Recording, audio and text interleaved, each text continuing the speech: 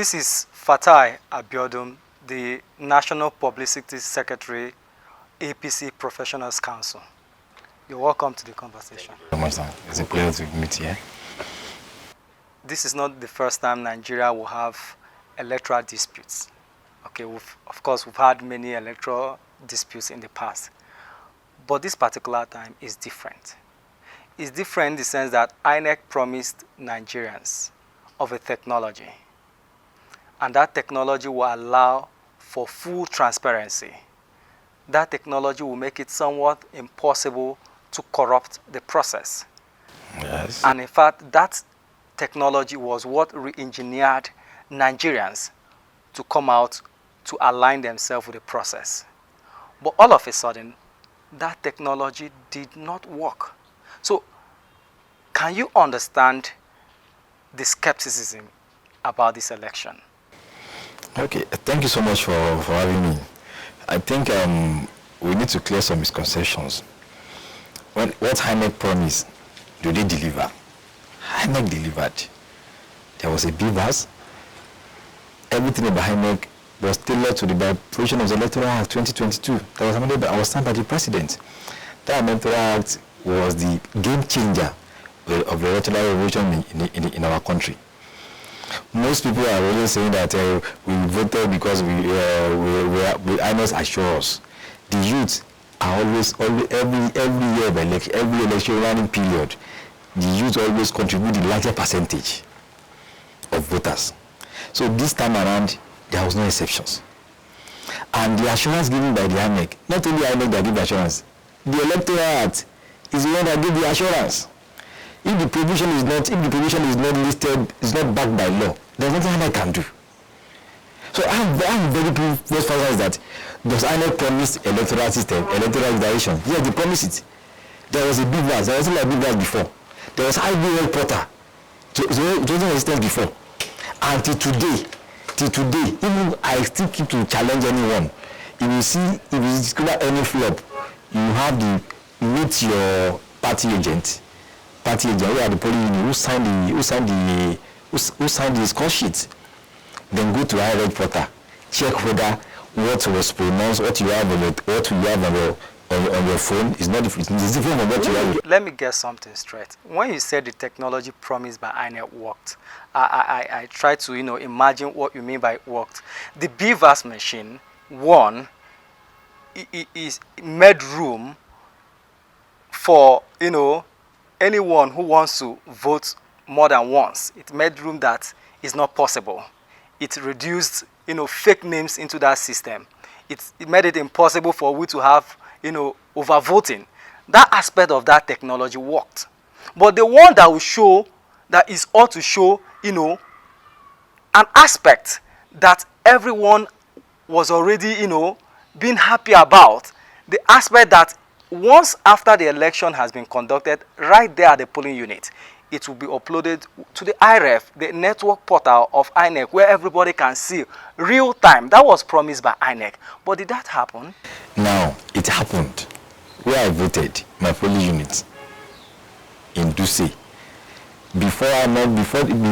after by virtue of the Electoral Act, after the election has been concluded, voting has been concluded, the INEC official, they have the power to make announcements. After counting of votes, make announcements. After the announcement that was made in my polling unit, I went on the hierarchy registration. The same details were there. I get my point. So now, even because of BVAS, the almighty voting from KK State did not occur this time around. Even though they know that delivered 2 million votes during the last election, 2019, how many votes was delivered by Bodo this time around? Now, Lagos State are normally deliver million votes. How many votes? Let's concentrate more on the technology. Now, on the technology. INEC itself had released a statement that there were glitches, and that was why the result was not posted on the IREF. Even as at the time of collating results, the results were not on the IREF for Nigerians to see. Let me tell you something. I'm an ICT expert, how it works. INEC has more than 176,000 polling units. There is no systems that can give an access to millions, more than 10 million Nigerians want to check IREG Portal. there will be collision and there will be deadlock. No systems anywhere approve that. Even though our email, Facebook, if Facebook allow everybody to be logging on their browser to check their Facebook status, Facebook will crash. That's why Facebook resorted to having a mobile app. If INEC had a mobile app whereby many people can access the portal through their other channel, I guess what point there will be no much traffic on the portal. So is this an admittance that the election was faulty? No, not faulty. We are not saying it's not as if when you got it, you could not get it there. But the system cannot allow as many people as to enter at the same times. As we speak, the details is still uploading. It's the system is a batching procedure. So as we speak, INEC is not telling you, sorry, you cannot get your data on our INEC portal. No, they are not telling you that. They are not saying the voting scores will not be uploaded on the INEC. They are not saying, there is no way you can put this in on the INEC. Okay, let's push this technology, aside a bit. You are a Nigerian. Yes. And I know it disheartens you when you hear that, electoral officers were wounded when you saw the high level of violence that greeted this election. When you see that somebody was stabbed, when some non-state actors, came to the polling units, started shooting and, killing people. It disheartens you when such a thing happens. And now, does that mean, or does that interpret your, meaning of what a credible election is? And does your party have a full sense of deserved victory in the face of all these violences that erupted the election? To be candid, any form of violence reported was highly regrettable and stand condemnable. At the same time, there is no perfect systems. There is no system that is 100%. When you look at where we are coming from and where we are today, we can only feel back and say, okay, well, I think we are on a path to the greatness. 2019 election, case of 2015 election, many cases of a fracas were reported, but it was reduced compared to what we have now. The slashing of ballot paper is not even common any longer because people do not believe that every day you slash my vote doesn't count again, unlike before. Like I've said, the institution of beavers and the Electoral Act Amendment 2022 was really the game changer. So nobody could send it out. There's nothing politician cannot do. They're also human beings. That is why Soren Kierkegaard, he says that human beings are influenced by self-interest and aggressive. They are probably based on self-interest. Almost that is human being. So when you look at where you are coming from and where you are today, then you can just give kudos and say, wow, I can never believe it. And it gives me joy that even though he's sitting president, can lose election in a free and fair manner in his own state. It has never occurred before. A party chairman of the ruling party lost his polling units, lost his local government, lost his ward. Even though the Lagos state, the state of the presidential candidate of the APC himself also lost the election. It has never occurred before. DG of the APC lost the election. In fact, those all stakeholders, Governor Rufai, also lost the states to the APC. Even not because of the credibility of the systems. How best, what yardstick, what formula, what gauge can one use to justify that the election is free and fair? When you talk about credibility of this particular election, yes, of course, you know that many Nigerians have lost faith on our institutions, on our system. But because of how INEC promised that this election was going to be corrupt-free because of the technology they are bringing in. And this made many Nigerians to say, let us try this institution again. And all of a sudden, you're telling them that there were glitches, and with the level of violence we met, you are telling us that the election was credible? To be candid, I understand to be corrected today. Nobody has ever come up with any empirical or any favorable evidence that INEC compromised the election. None. Based on reality and facts, that is verifiable. None. Have never seen. But nevertheless, you know that when it comes to competition, parties, there are always the winner and the loser. I get my point. So those that lost the election, you are not expecting them to be happy.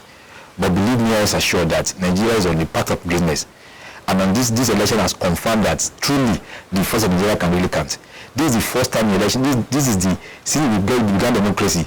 This is the election that is the result that we take that the ruling party will have the lowest score and lowest scores, and we still be declared winner.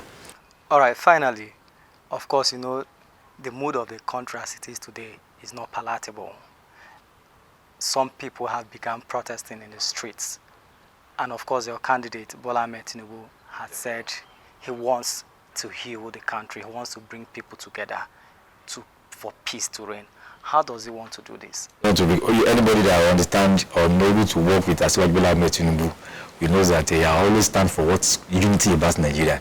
Everything about the man is about unity of Nigeria. When you rule as a government in Lagos State, we have Hausa, Northern Man, we have Igbo as a commissioner. Not us, not just an essay. Until today, you see the fact that Igbos have a very large interest in Lagos politics. And all of my comment on the Facebook today is that the Igbos should not lose hope on should not be bothered about their loss to Bola Ahmed Tinubu, because Bola Ahmed Tinubu is their in-law. It's a family matter. So they have a stake on this project. I want to know about Bola Ahmed Tinubu. He already has money. What is he looking for? He only want to put his name on the record. And to put his name on the record, that so there's somebody who came and actually something for the people in Nigeria. Each money is he looking for again? Somebody that can dash billions of naira, can dash billions of naira. So what are you telling me? So if there's anybody that you know that is a unifier, that unify this country and correct all wrongs, I repeat, Bola Ahmed Tinubu will correct all wrongs. That is why even during the electionary process, no party officials campaigning by APC. All we are saying is that give us the vote for Bola Ahmed Tinubu so I can correct every wrongs. He knows what is happening. So he's not a novice. And he's an expert. In fact, for me, he's just a remaining last batch of God sent that God has blessed on Nigeria for him to heal and for us to move forward. Nobody will say righteous, nobody will feel not included. As Bola Ahmed Tinubu, he was an all-inclusive governance. Well, Fatai, let me thank you for joining the program. Thank you very much. It's a pleasure, sir. It's a pleasure. Thank you so much.